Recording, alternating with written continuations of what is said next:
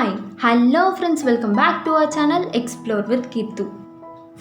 இன்றைக்கி நம்ம ரோட் சைட்ஸ்லலாம் இருக்கிற ரசப்பூரி எப்படி வீட்டிலே பண்ணுறதுன்னு தான் பார்க்க போகிறோம். ஸோ இப்போ நம்ம வீடியோக்குள்ளே போகிறதுக்கு முன்னாடி நீங்கள் இன்னும் நம்ம சேனலை சப்ஸ்கிரைப் பண்ணலன்னா கீழே இருக்க சப்ஸ்கிரைப் பட்டன் அமைக்கி பக்கத்துலேயே ஒரு பெல் ஐக்கான் இருக்கும், அதையும் டேப் பண்ணிங்க அப்படின்னா அதில் 3 ஆப்ஷன் கேட்கும். அதில் ஆல் அப்படிங்கிற ஆப்ஷனை செலக்ட் பண்ணி வச்சுக்கோங்க. ஸோ தட் நான் எப்பப்பெல்லாம் வீடியோஸ் போடுறேனோ அப்பப்பெல்லாம் உங்களுக்கு ஒரு நோட்டிஃபிகேஷன் வந்துடும்.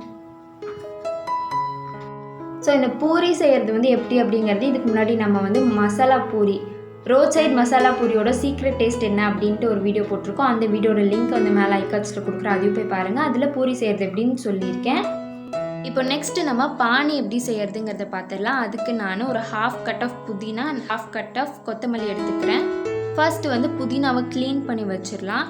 நான் இன்றைக்கி நாட்டு கொத்தமல்லி எடுத்திருக்கேன். நம்ம நார்மல் கொத்தமல்லி விட நாட்டு கொத்தமல்லி ரொம்ப ஹெல்த்தி அண்ட் ரொம்ப டேஸ்ட்டாகவும் இருக்கும். இப்போ புதினா க்ளீன் பண்ணி அதை நல்லா வாஷ் பண்ணிடுங்க. இதில் இருக்க மண்ணெல்லாம் ஃபுல்லாக போகிற அளவுக்கு நல்லா வாஷ் பண்ணி விட்டுருங்க. இப்போ நெக்ஸ்ட்டு நாட்டு கொத்தமல்லியை இந்த மாதிரி ஃபுல்லாக எடுத்துக்கிட்டு அதோட ரூட்ஸை மட்டும் கட் பண்ணி எடுத்துருங்க. நெக்ஸ்ட்டு நம்ம வாஷ் பண்ணி வச்சுருக்க புதினா லீவ்ஸை ஒரு எம்டி மிக்சியில் போட்டுடலாம்.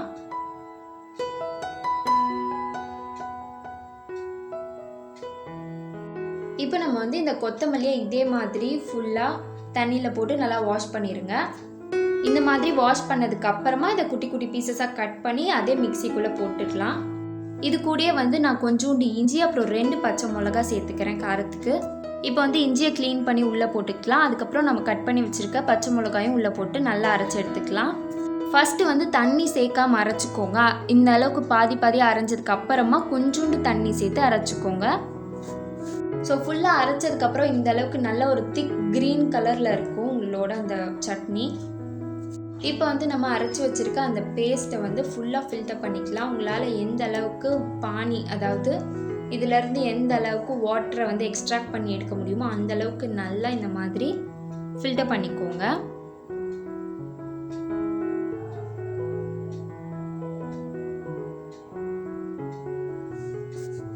இப்போ ஃபில்டர் பண்ணதுக்கப்புறமா ஒரு ½ லெமனோட உள்ளே இருக்க ஜூஸ் மட்டும் நான் ஆட் பண்ணிக்கிறேன் இதுக்குள்ளே.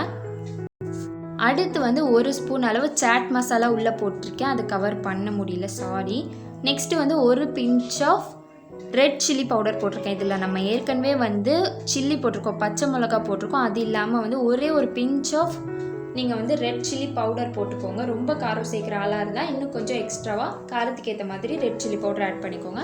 அடுத்து ஒரு 1/4 ஸ்பூன் ஆஃப் பெப்பர் பவுடர் போட்டு இதை நல்லா கலந்து விட்டுக்கோங்க. இது கூடயே இன்னும் கொஞ்சம் தண்ணி நல்லா ஆட் பண்ணிக்கோங்க.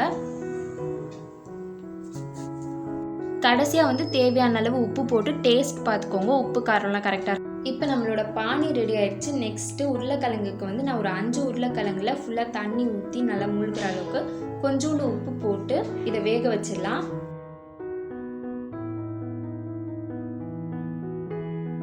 ஒரு 5லேருந்து 6 விசில் வரைக்கும் நல்லா வேக விட்டதுக்கு அப்புறமா எடுத்து பார்த்தீங்க அப்படின்னா உருளைக்கிழங்கு நல்லா வெந்திருக்கும். இப்போ இந்த உருளைக்கிழங்குல இருக்க தோல்லாம் உரிச்சிட்டு இதை நல்லா மசிச்சு விட்டுறலாம். ஃபுல்லாக மசிச்சு விட்டதுக்கப்புறமா ஒரு 1/4 teaspoon of red chilli powder சேர்த்துக்கிறேன். அடுத்து ஒரு டீஸ்பூன் ஆஃப் சாட் மசாலா சேர்த்துக்கிறேன். நிறைய சாட் மசாலா சேர்த்துறாதீங்க, ஏற்கனவே நம்ம பானியில் சாட் மசாலா சேர்த்துட்டோம். அடுத்து ஒரு மீடியம் சைஸ் வெங்காயத்தை இந்த மாதிரி குட்டி குட்டி பீசஸாக கட் பண்ணி உள்ளே போட்டுக்கலாம் ஒரு க்ரன்ச்சினஸ்க்காக. அடுத்து கொஞ்சோண்டு கொத்தமல்லி சேர்த்து நல்லா பிசைஞ்சு விட்டுடலாம். இது ஃபுல்லாக நல்லா மிக்ஸ் ஆகிற வரைக்கும் ஃபுல்லாக பிசைஞ்சு விட்டுருங்க. இது கூடயே உங்களுக்கு நிறைய காரம் வேணும் அப்படின்னா நீங்கள் இன்னும் கொஞ்சம் சில்லி பவுடரும் சேர்த்துக்கலாம். ஏற்கனவே நம்ம பானியில் நிறையா சில்லி அண்ட் சில்லி பவுடர் சேர்த்ததுனால இதில் கம்மியாக்கிட்டேன். ஸோ நம்மளோட உருளைக்கிழங்கும் ரெடி ஆயிடுச்சு. அடுத்து நம்ம புளி சட்னி எப்படி செய்யறது அப்படிங்கிறத பார்த்துடலாம். அதுக்கு நான் இன்னைக்கு ஒரு 4 டேட்ஸை கொட்டை எடுத்துகிட்டு ஆட் பண்ணிக்கிறேன். அடுத்து ஒரு 1/4 லெமன் அளவு புளி, அடுத்து ஒரு 3லேருந்து 4 ஸ்பூன் ஆஃப் வெல்லம் ஆட் பண்ணிக்கிறேன். இது ஃபுல்லாக மூழ்கிற அளவுக்கு தண்ணி ஊற்றிடுங்க. தண்ணி ஊற்றிட்டு கடைசியாக இதில் தேவையான அளவு உப்பு சேர்த்துக்கோங்க. அப்புறமா கொஞ்சோண்டு ரெட் சில்லி பவுடர், ஒரு பிஞ்ச் அளவு தான்.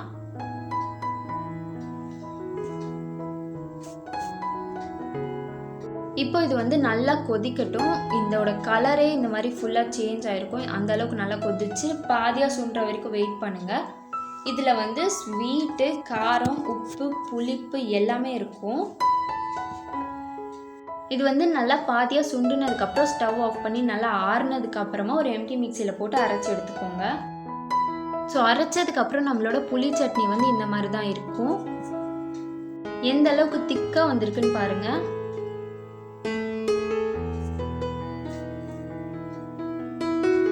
இதை வந்து நீங்கள் ஃபில்டரும் பண்ணிக்கலாம், இல்லை அப்படியேவும் ஆட் பண்ணிக்கலாம். இதை வந்து ஃபில்டர் பண்ணிங்க அப்படின்னா அது உங்களுக்கு கொஞ்சம் வாட்டரி கன்சிஸ்டன்சியில் இருக்கும். இல்லை அப்படின்னா திக்காக வேணும் அப்படின்னா நீங்கள் அரைச்சதை அப்படியே சேர்த்துக்கலாம். ஸோ அவ்வளோதான், நம்மளோட புளி சட்னியும் ரெடி ஆயிடுச்சு. அடுத்து வந்து பூரி. பூரிக்கு வந்து நான் இன்னைக்கு இந்த வடாகம் பூரி தான் எடுத்திருக்கேன். இது வந்து நம்ம அந்த மசாலா பூரியிலே சொல்லியிருக்கோம். ஸோ அந்த வீடியோவை மறக்காமல் பாருங்கள், அப்போ தான் உங்களுக்கு புரியும். ஸோ அவ்வளோதான், அட்லாஸ்ட் நம்மளோட பானிபூரி ரெடி பண்ணியாச்சு. நெக்ஸ்ட் வந்து உருளைக்கிழங்கும் ரெடி பண்ணியாச்சு. அடுத்து வந்து பானியும் வந்து ரெடியாக இருக்குது பாருங்கள்.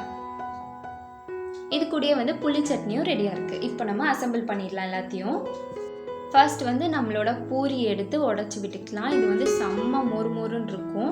வீட்டில் செஞ்சதும் மொறுமொறுன்னு தான் இருக்கும். இந்த வடாகமும் நல்ல மொறுமொறுன்னு தான் இருக்கும். உங்களோட அந்த மசாலா பூரி வீடியோவில் நீங்கள் பார்த்துருப்பீங்க. அடுத்து வந்து நம்ம உருளைக்கிழங்கு உள்ளே வச்சிடலாம். நெக்ஸ்ட்டு புளி சட்னி வந்து கம்மியாக ஆட் பண்ணுங்கள். இதில் வந்து எல்லா டேஸ்ட்டும் இருக்கிறதுனால கம்மியாக ஆட் பண்ணால் நல்லாயிருக்கும். நெக்ஸ்ட்டு வந்து இந்த பானியில் முக்கி சர்வ் பண்ணிடலாம். ஸோ அவ்வளோதான், நம்மளோட யம்மியான, டேஸ்டியான, டெம்டிங்கான, ரோட் சைட்லேயே இருக்க அதே டேஸ்ட்டில் பானிபூரி ரெடி ஆயிடுச்சு. ஸோ இதே மாதிரி நீங்களும் ட்ரை பண்ணி பார்த்துட்டு எப்படி வந்துச்சு டேஸ்ட் அப்படிங்கிறத எனக்கு கீழே கமெண்ட்டில் சொல்லுங்கள். ஸோ அவ்வளோதான், இந்த வீடியோவை இதோட முடிச்சுக்கலாம். நம்ம நெக்ஸ்ட் வீடியோவில் பார்க்கலாம். பாய்.